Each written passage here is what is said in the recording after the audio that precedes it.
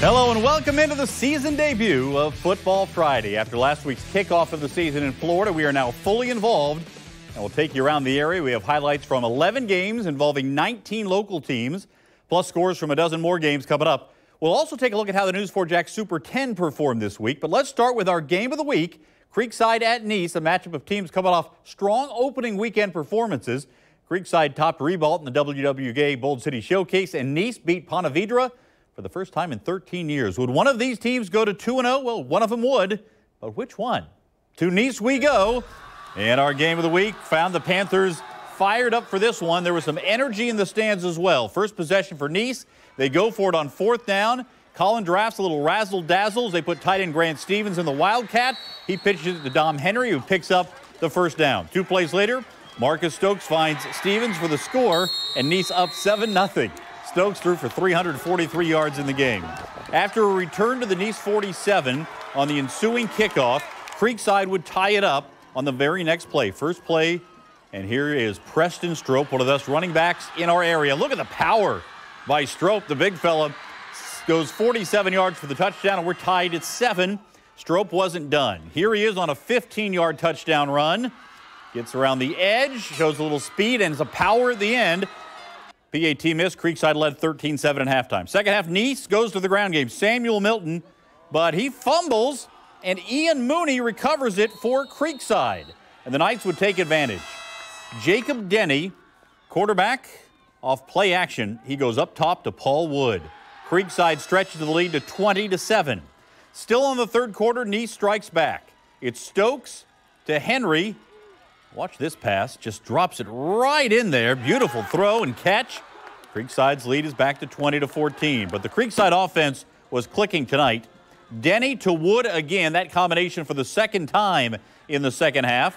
Denny would also connect with Christian Youssef-Zada for a touchdown. Creekside wins at 37-27.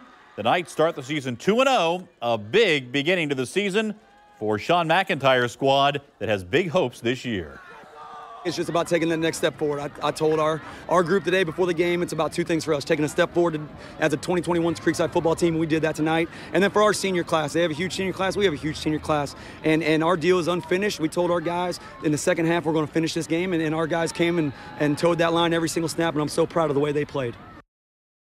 Gotta love it when you see the kids there with the coaches. Now to Creekside's biggest rival, Bartram Trail. The Bears hosted South Florida power Miami Columbus tonight. After a big road win in Tallahassee over Rickards, the 4th-ranked Bears facing another out-of-town team. Columbus came to town. You may recall they won the state championship 2 years ago and then went 9-0 last year, but did not participate in the playoffs. So they came into this game on a 17-game winning streak. Could the Bears put an end to that streak? To Bartram we go. And Columbus receiver A.J. Ariendo playing a game less than a week after his father passed because of COVID-19. First quarter, the Explorers offense not exploring much. Quarterback Fernando Mendoza under pressure. Pass intercepted by Bryce Johnson, who's able to take it back into Explorers territory. Bears offense unable to score on the drive. Bears defense very strong in this ball game. Back on the field, and Micah Pollard back for the strip sack. Look at that. Ezekiel Romero there to recover for the Bears. And that play set up the first points of the game. Liam drills a 37-yard field goal to give the Bears the 3-0 lead. The Bears would win a low-scoring game. Final score, Bartram 12, Columbus 6. Another out-of-town matchup with Oakleaf welcoming Miami Carroll City to town. Oakleaf second possession of the game. No score when Devin Outlaw gets pulled down awkwardly. He would not return in the first half, and the Oakleaf offense would stall out. Carroll City's ensuing possession of the Oakleaf 15. Dominic Ponder on the move finds Malik Ponnall, who takes it to the 1. Next play, Ponder calls his own number and goes in for the touchdown, 7-0 Carroll City. Late in the first quarter, Oakleaf at the Carroll City 20. They go for it on 4th and 5. Drew Ammons intercepted by Wayne Favors. He does no favors for Oakleaf and takes it back to the 30-yard line. Ensuing possession, second quarter. Ponder Little swing pass here to Lemmy Falk Jr. and Jukes one defender at the 20. Walks in for the score. 14-0 Carroll City at that point, but Oakleaf would rally and win it. You see the final 40-30 tonight. Big win for the Knights. Now to Duval County, where Fletcher and Parker met today in a matchup of a couple of gateway schools. Last week, Fletcher began the Ciatric Faison era with a hard-fought loss to Sandalwood. Parker likewise started with a loss against a strong Riverside team. So this week's game, big for both as they try to get in the win column. To Arlington we go. And Senators in their second game under coach Ciatric Faison. Roman Doles getting to work on things. Short pass that Justin Drayton turns into a big gain. Look at him go here, and he would run out of bounds deep in Fletcher territory. Drive ends with no points, though. Fletcher finally gets something going not long before half. Keeley Watson to Aiden Heilman, and he takes it inside the 5. 3 plays later, Watson calls his own number, pushes his way in from the 2. Needs a bit more emphasis. That's no way to celebrate first touchdown of the game. Gets a delayed lift from an offensive lineman. There we go. Hey, now you're celebrating. All right, Senators, one last chance to put points on the board before half. 28-yard field goal try blocked by the Braves. All defense in this one. Senators led 7-zip at the break.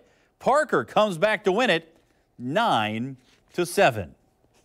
Now to Inglewood and Bishop Kenny, students of the Kenny game in midseason form.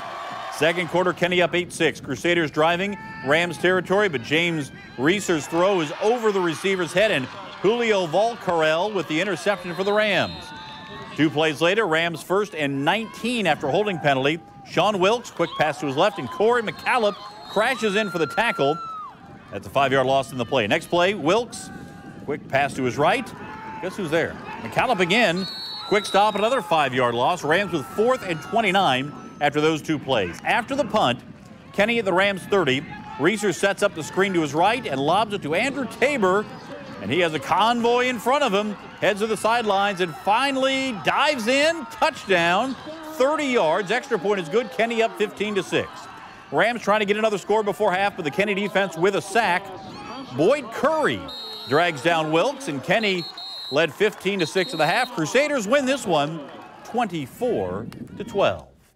Still to come, our all-star of the night from our game of the week. Plus, we check in on the Riverside Generals, who travel to Atlantic Coast to take on the Stingrays. That's all straight ahead as Football Friday rolls on.